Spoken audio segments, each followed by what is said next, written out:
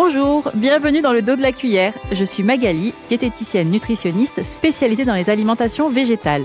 Ce podcast a pour but de partager mes expériences, mes rencontres et mes réflexions sur la diététique et le véganisme.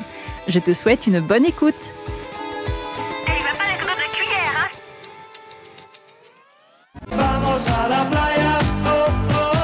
Désolée de ressortir cette vieillerie musicale, mais c'est la fin de la première saison et donc là, pour moi, ça sent les vacances, la crème solaire et les tubes de l'été bien ringards. Cet épisode est donc un peu spécial puisque c'est un épisode bilan de cette première année de podcasting et de diététique. Donc on va faire le point sur tout ça, puis je vais revenir sur tes suggestions et tes questions que j'ai reçues par mail sur Spotify ou sur Instagram.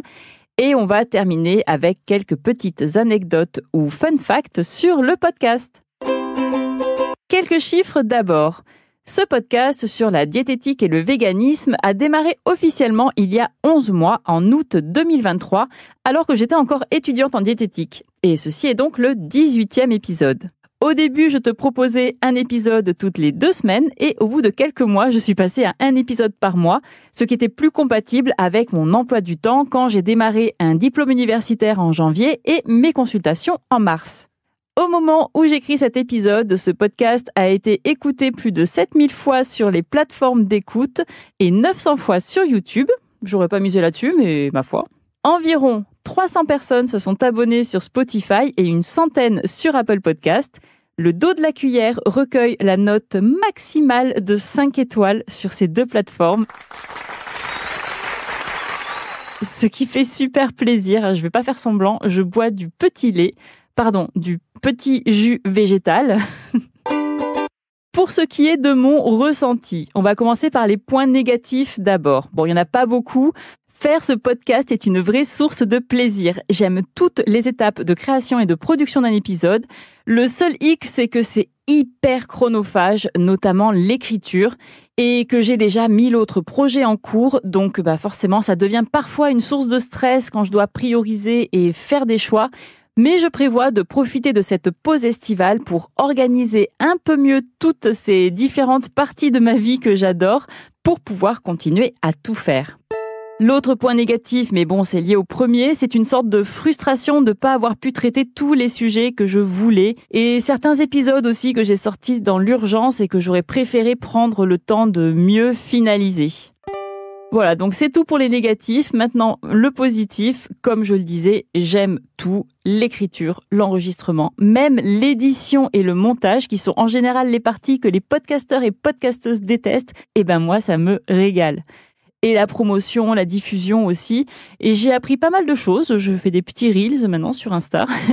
J'essaye d'optimiser la découvrabilité du podcast, même si finalement ça me va bien, en fait, qu'il reste assez confidentiel. Je préfère qu'il soit écouté par peu de personnes qui sont sincèrement intéressées par le sujet, plutôt qu'il touche beaucoup de monde et donc qu'il arrive aux oreilles de personnes moins concernées, voire moins bienveillantes. Autre point positif, j'adore aussi les retours que j'ai des personnes qui l'écoutent vraiment. Tu n'imagines pas à quel point ça me fait plaisir à chaque fois que tu m'envoies un message, que tu partages un épisode, que tu me dis ce que tu en as pensé. D'ailleurs, merci aux fidèles des fidèles. Ils et elles se reconnaîtront, j'espère. Cette saison aurait peut-être été beaucoup plus courte et peut-être même la dernière si je n'avais pas reçu tous vos encouragements. Oh, j'ai envie de pleurer, là, dit. N'importe quoi. Tu es bien trop émotive. Enfin bref, je me régale. Sauf, évidemment, quand je suis pressée par le temps et que je suis obligée de bâcler et d'aller vite sur certaines étapes. Mais je me répète, je vais travailler dessus. Et sinon, d'un point de vue plus objectif, le podcast a quand même rempli son rôle de promotion de mon activité de diététicienne. Oui, parce que même si je me régale à produire ce podcast, le temps que j'y consacre est ridiculement long par rapport à la non-rémunération qu'il me procure. Et le but de tout ça, c'est quand même d'en tirer une source de revenus quelque part. Donc, grâce à lui, avant même d'avoir lancé mon activité, j'avais déjà une petite liste d'attente de patients et patientes, ce qui est vraiment hyper appréciable quand on commence de zéro, qu'on n'a pas une grosse communauté pour se faire connaître et qu'en plus on est une bille en marketing digital. Passons maintenant à ton ressenti. L'épisode le plus écouté est le numéro 6, sorti en octobre 2023, intitulé « Mes 5 indispensables en cuisine végane », avec 500 écoutes à lui tout seul, et les autres suivent de près et sont assez homogènes, avec en moyenne 300-400 écoutes par épisode. L'épisode le moins écouté, c'est l'épisode hors série intitulé « Chronique d'une diététicienne podcasteuse », qui était sorti en décembre 2023. Alors, je suis pas du tout surprise. Déjà, c'est pas une période qui marche hyper bien pour les podcasts, mais en plus, c'était un épisode qui sortait de la thématique habituelle, donc voilà, c'est plutôt cohérent et compréhensible.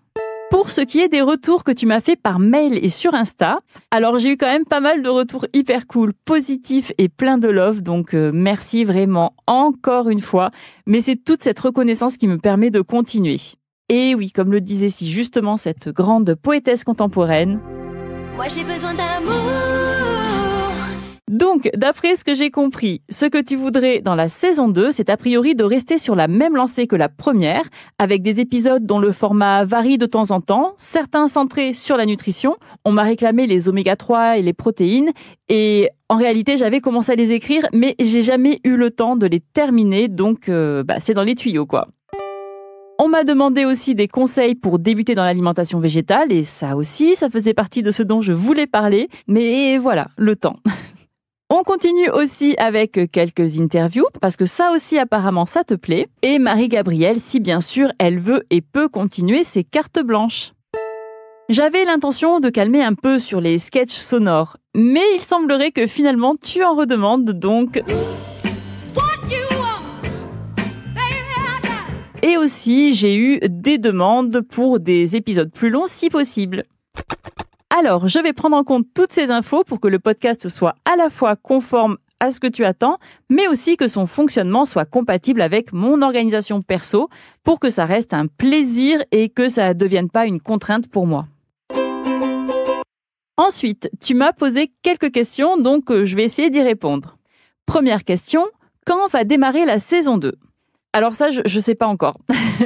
J'aimerais te dire en septembre, mais ça me paraît un peu ambitieux parce que j'ai déjà pas mal de projets prévus à la rentrée et ça va pas être hyper compatible. En plus, j'aimerais bien prévoir plusieurs épisodes d'avance pour éviter de me retrouver dans le rush et dans l'urgence comme cette année. Donc peut-être que ce sera un peu comme les séries. Tu vois, plusieurs mois en off pour l'écriture, l'enregistrement, la préparation de la promotion, etc. Et quand toute la saison est prête, je balance un épisode tous les mois ou toutes les semaines si je deviens efficace. Je sais pas si c'est possible et si ça me conviendra au final parce que ça sera moins stressant, ça c'est sûr. Mais si je fais ça, j'aurai pas les encouragements à chaque sortie d'épisode pour me rebooster. Donc en fait, je sais pas si c'est viable sur le long terme. Deuxième question, quel épisode tu as pris le plus de plaisir à enregistrer ?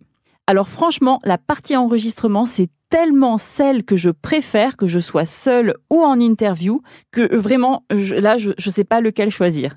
Par contre, si je devais choisir mon épisode préféré, évidemment, il y en a plusieurs, mais je crois que ce serait celui sur les préjugés sur les diètes. C'est le deuxième que j'ai sorti et il me tenait vraiment à cœur parce que j'avais une relation un peu compliquée au métier de la diététique et je crois que j'avais besoin d'expliquer comment finalement j'en étais arrivée là. Troisième question, comment se passe le démarrage de ton activité de diète ? Alors pour l'instant, c'est plutôt cool. J'ai donc démarré en mars des consultations en visio 2 jours par semaine et j'adore ce contact. Vraiment, même si je suis toujours hyper flippée les quelques minutes, voire les heures qui précèdent les rendez-vous, je me sens vraiment à ma place et au bon endroit dès qu'on commence. Je sais pas comment te dire, mais ouais, c'est vraiment très cool.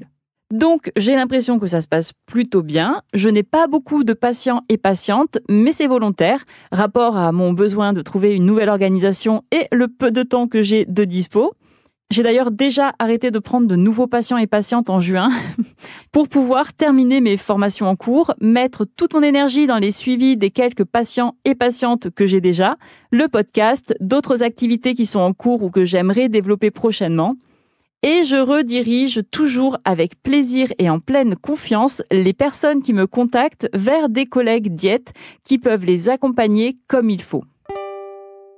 Dernière question, évidemment, ma pote Caro a profité de la boîte à questions sur Instagram pour me demander Ingrid, est-ce que tu baises ? Oh là! Et ça, chère auditorice, C'est parce que mon cercle amical est trié sur le volet et qu'un humour subtil et intelligent est une condition nécessaire, même si non suffisante, à une relation cordiale et durable avec ton humble serviteuse. On va donc terminer cet épisode sur quelques fun facts sur le podcast. La musique d'intro et d'outro, elle a été faite au ukulélé par moi-même, accompagnée et très arrangée par celui qu'on ne présente plus, c'est-à-dire Bruno Varea de Plot Studio. Et pour les percus, on a évidemment utilisé des petites cuillères et aussi des cuillères en bois, si je me souviens bien. Et ça, c'est du génie. Dans le générique d'intro, le Ouais, alors qu'est-ce qu'on fait là? est tiré du tout premier épisode d'un podcast un peu foutraque sur le true crime et l'apéro. Est-ce que tu sais lequel? Troisième fun fact, j'enregistre les épisodes au fond de mon dressing. L'acoustique y est top, mais l'été, il fait super chaud. Et enfin, dernier fun fact, je suis fan de bêtisier. Mais pas genre vidéo gag où les personnes se cassent la gueule. À chaque fois, ça me fait trop mal pour elles. Non, moi, c'est plus les scènes ratées ou les fous rires, les bloopers dans les séries ou les films. Je sais pas si tu vois. C'est très bête, hein, mais moi, ça me fait hurler de rire. Donc, du coup, c'est pour ça que tu retrouves un bêtisier à la fin de chaque épisode. Voilà, pour finir, encore un grand merci à vous toutes et tous pour votre soutien, vos encouragements, le temps que vous avez consacré à l'écoute de cet épisode et les autres. Ça représente presque 5 heures, donc vraiment bravo. On se retrouve le plus vite possible et en attendant, tu peux me suivre sur mon compte Instagram Magali le dos de la cuillère ou sur le site ledosdelacuillère.fr. C'est la fin de cet épisode. J'espère que tu auras pris autant de plaisir à l'écouter que moi à le produire. N'hésite pas à t'abonner pour être averti de chaque nouvelle sortie. Et si tu le souhaites, tu peux laisser un avis sur ta plateforme d'écoute préférée. Ça m'aidera beaucoup. Si tu as des questions ou que tu souhaites échanger, tu peux aussi me retrouver sur Instagram, sur ma page Le Dos de la Cuillère podcast. Et bien sûr, si tu penses que ce podcast pourrait aussi intéresser ton entourage, ne te retiens surtout pas de le partager et d'en parler autour de toi. À bientôt! Et il va pas avec le dos de la cuillère.